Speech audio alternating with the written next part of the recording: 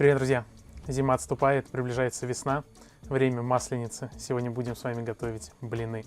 Начнем с приготовления тонких блинов. Для того, чтобы тесто постояло, их мы будем печь первыми. Для этого к молоку я отправляю яйца. В моем рецепте сегодня будет много яиц. Отправляем туда сахарный песок, соль и хорошо перемешиваем венчиком.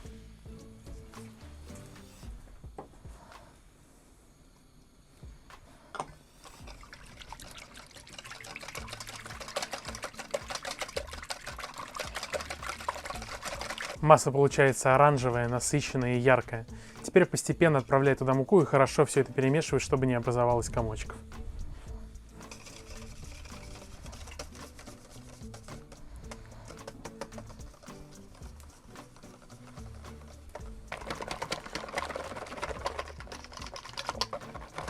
И последний шаг – это растительное масло. Обязательно нужно для того, чтобы блинчики не прилипали к сковородке.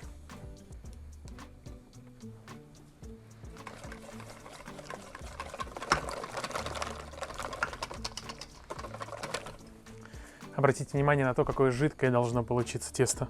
Оно практически как вода. На венчике вообще не задерживается. Отставляю его в теплое место, в моем случае это костер, доброе тепло, пускай постоит, мука сработает, а мы пока замешаем опару для хороших, пышных, настоящих старославянских дрожжевых блинов.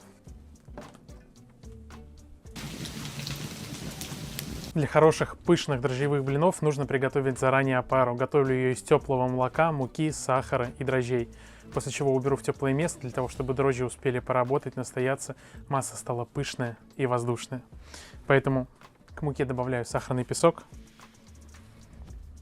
и сухие дрожжи. Если у вас нет сухих дрожжей, а только живые, то в описании, где будет весь рецепт на блины, я оставлю замену на живые дрожжи. Перемешиваем муку, сахар и дрожжи. И добавляю литр теплого молока.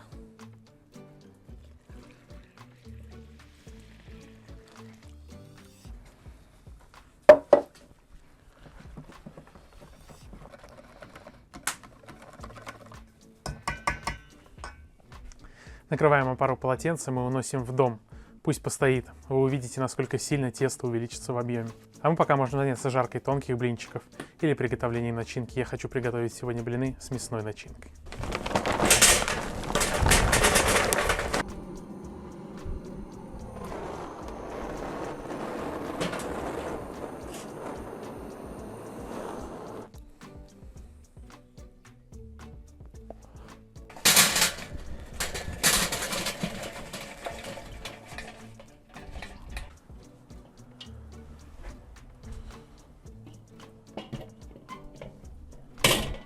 Для приготовления мясной начинки все максимально просто. Ставим разогреваться сковородку, наливаем небольшое количество растительного масла и хорошенько обжариваем фарш. За это время я пока порежу репчатый лук.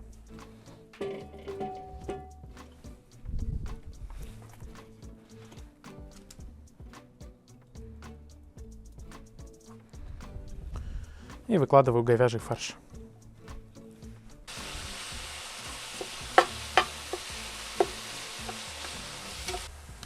Репчатый лук нарезаем мелким кубиком. К фаршу добавляем соль, перец, репчатый лук и все хорошенько обжариваем. Немного черного молотого перца, соли и репчатый лук.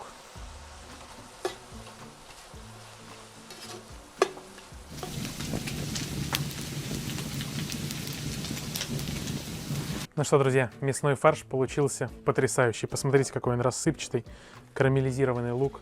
Очень вкусное мясо. Мне не нравится делать плотную мясную начинку, когда ее готовят из вареного мяса. Она такая липкая, плотная. Мне нравится, когда в блинах рыхлая, хорошая мясная начинка. А здесь у нас только чистое мясо, перец, соль и лук. Тем временем у нас настоялось тесто для тонких блинчиков.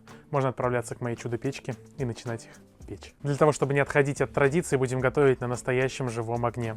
Доброе тепло. Сковородку пока отставлю в сторону. Сегодня воспользуюсь своей щепочницей. Мы ее с моим другом Димой сделали еще год назад. Я ее еще ни разу не использовал. Внутрь туда закладываются угли.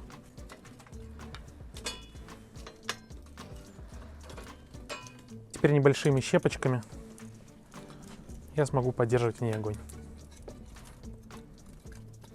Тесто получается очень жидкое. Блины будут тонкими, но за счет большого количества яиц в рецептуре они достаточно эластичны и практически никогда не рвутся. Готовите вы дома, в печке или на костре. Мне понадобится буквально полполовничка.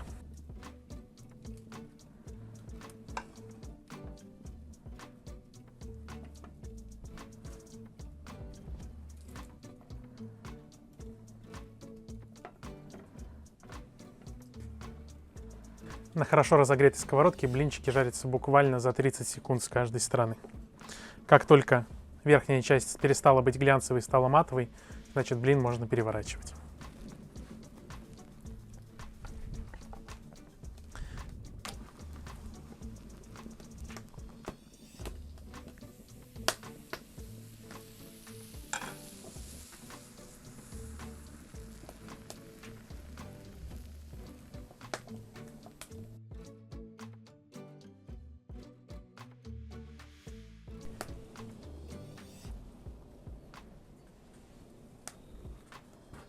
Блины максимально ароматные, тонкие, шикарные просто блины.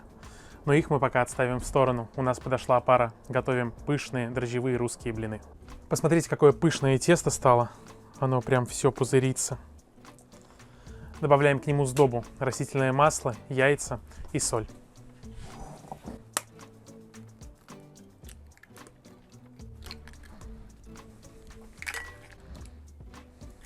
Растительное масло и соль. Соль я добавляю в конце для того, чтобы без соли дрожжи активнее работали. Им нужен только сахар. Соль замедлит их рост, а так тесто намного быстрее подходит. И теперь венчиком все хорошо перемешиваю в однородное тесто, чтобы яйца, масло и соль вмешались и объединились с основной опарой. Здесь тесто уже более густое, более эластичное и немножко тянется за венчиком. Но нам так и нужно. Блины получатся великолепные. Отправляемся к огню и будем жарить наши блины. С этими блинами все немножко по-другому. Они должны получиться толстыми за счет своей структуры, поэтому не переживайте. Толщина одного блина примерно полсантиметра, может быть 4 миллиметра. И поскольку тесто более густое, я наливаю целый половник.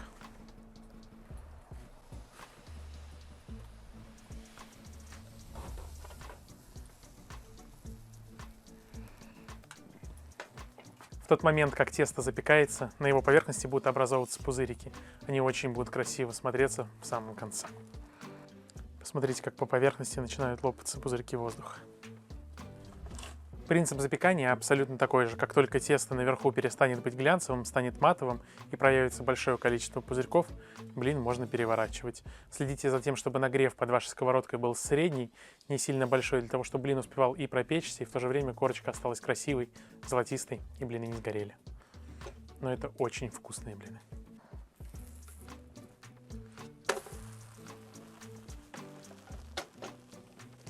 И для хорошего вкуса обязательно смазываем его сливочным маслом, пока он горячий.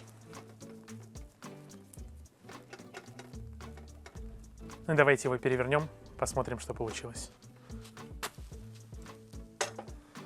Посмотрите, какой узор. Красавец.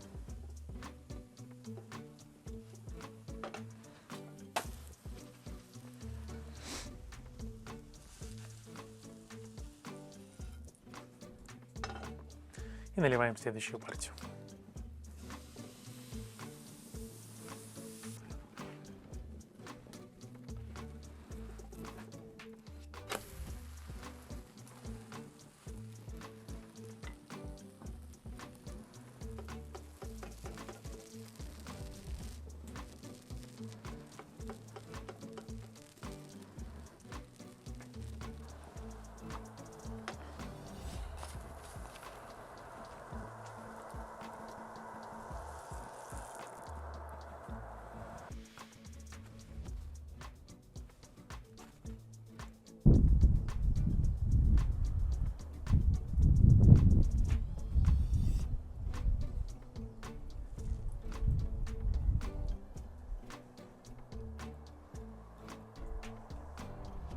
Ну и осталось последние мои любимые блины с мясом, запеченные под сметанным соусом.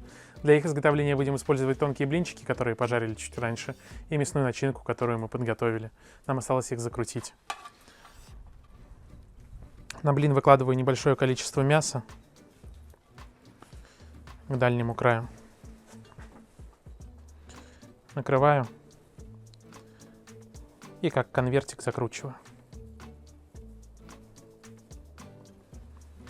И вот такие вот красивые, аккуратные блинчики выкладываем в форму для запекания. Это может быть лоток, может быть какая-то круглая глубокая форма с бортом или обычная чугунная сковородка, которую можно будет отправить в духовку, в тандыр или в гриль.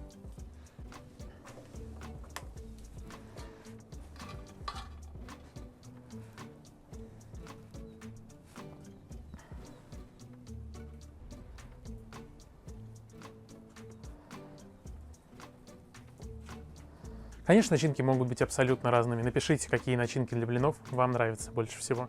У меня фаворит, как я и сказал, мясо. На втором месте сыр и ветчина. Сладкие начинки для девочек.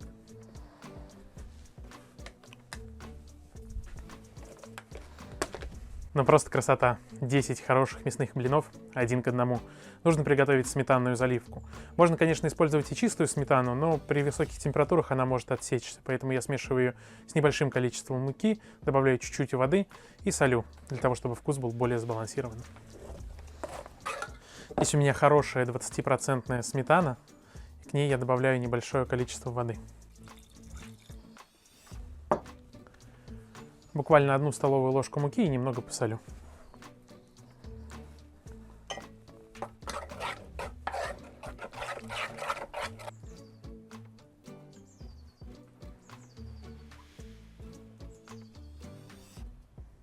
Гриль у меня все еще разогрет, там 180 градусов. Отправляем запекаться наши блины минут на 15-20. После этого можно будет нагревать торжественный праздничный стол.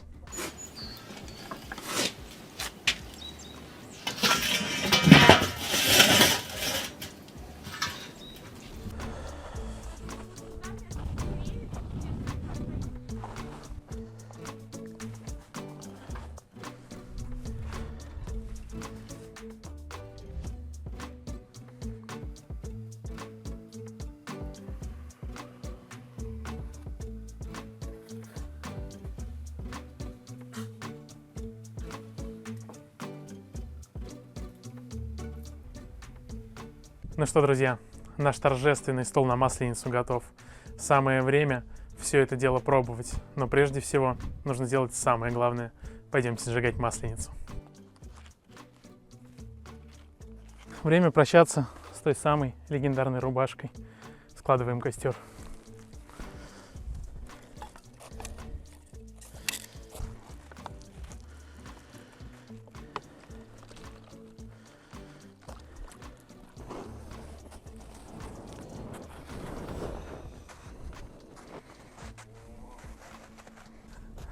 Пусть все плохое уходит, а весна приходит. Ой, горячо.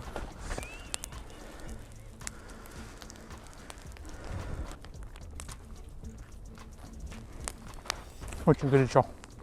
Ну что, друзья, самое время садиться за стол. Тонкие блинчики лучше всего подавать с начинками, с рыбой, с вареньем. Пышные русские блины не нуждаются в начинках. Их можно макать просто в сметану или растопленное сливочное масло. Ну а блины с мясом и сметаной уже полноценное блюдо. Спасибо вам, друзья. Надеюсь, выпуск вам понравился. Мне в нем помогал Илья, Chill Production, поэтому если вам нужна хорошая, качественная съемка, красивая и вкусная, все контакты и ссылочки будут в описании под этим видео. Ну а вы делитесь рецептом с друзьями, отправляйте его своим родственникам и до скорых встреч. Пока-пока.